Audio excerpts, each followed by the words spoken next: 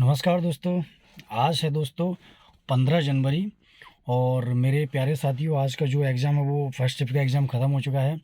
कुछ स्टूडेंट के क्वेश्चन आए हैं, लेकिन मैं पहले आपको क्वेश्चन तो बता देता हूँ, उसके बाद मैं आपको बताऊँगा कि आप जो रिव्यू देखते हो एक्चुअल में वो आपका माइंड ख़राब करने, माइंड डिस्टर्ब करने वाले वीडियोज़ हैं।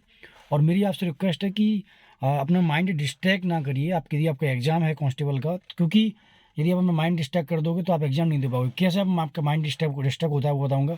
कुछ क्वेश्चन देख लेते हैं। जैसे कि आज क्वेश्चन पूछा गया, क्षिप्रा नदी किसकी सहायक नदी है।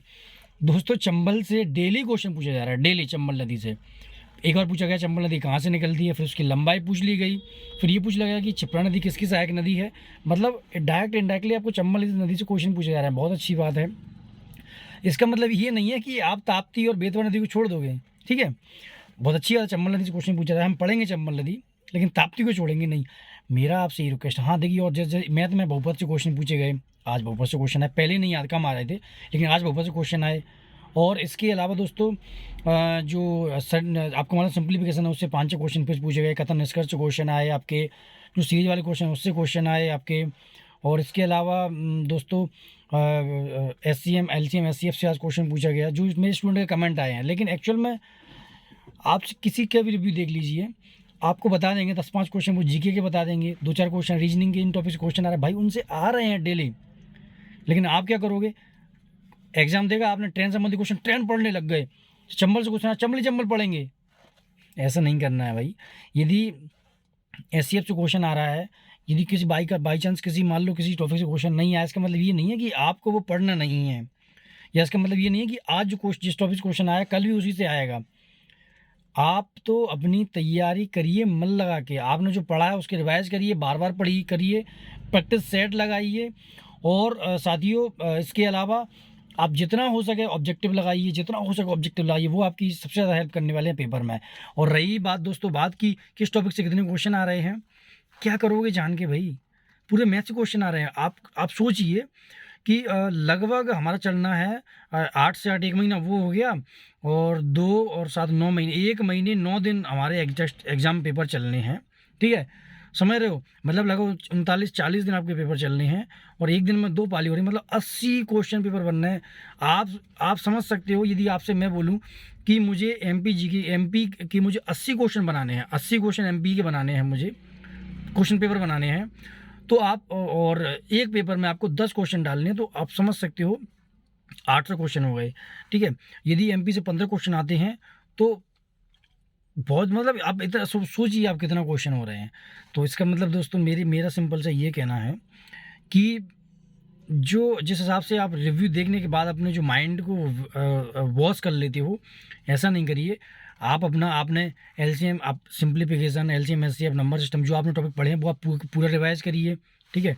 अपना GK डिवाइड पढ़िए।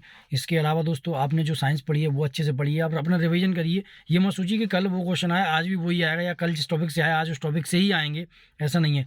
आप देख सकते हो पुराने जो पेपर्स हैं, मतलब कुछ दिन पहले, आज 15 है, इससे पहले जो पेपर है, आप है ना, समझ रहे हो, तो इससे पहले जो पेपर हैं दोस्तों उनमें बहुपद से क्वेश्चन नहीं पूछे गए, बहुत एक आध क्वेश्चन है, लेकिन आज दो तीन क्वेश्चन बहुपद से ऐसा सुना है पूछे गए हैं। तो आप किसी पेपर को छोड़ नहीं सकते। आप अपने बस जिस हिसाब से आप तैयारी करते हो, जिस हिसाब से रिवीजन करते हो, आप वैसे ही रिवीजन करिए, और ज़्यादा घबराने की कोई आवश्यकता नहीं है। यदि आपने पढ़ा है तो आपका सिलेक्शन होगा, मैं इसकी आपको गारंटी देता हूँ। और यदि आपने नहीं पढ़ा है, चाहे कितनी रिव्यू दे लीजिए, आपका सिलेक्शन मुश्किल है।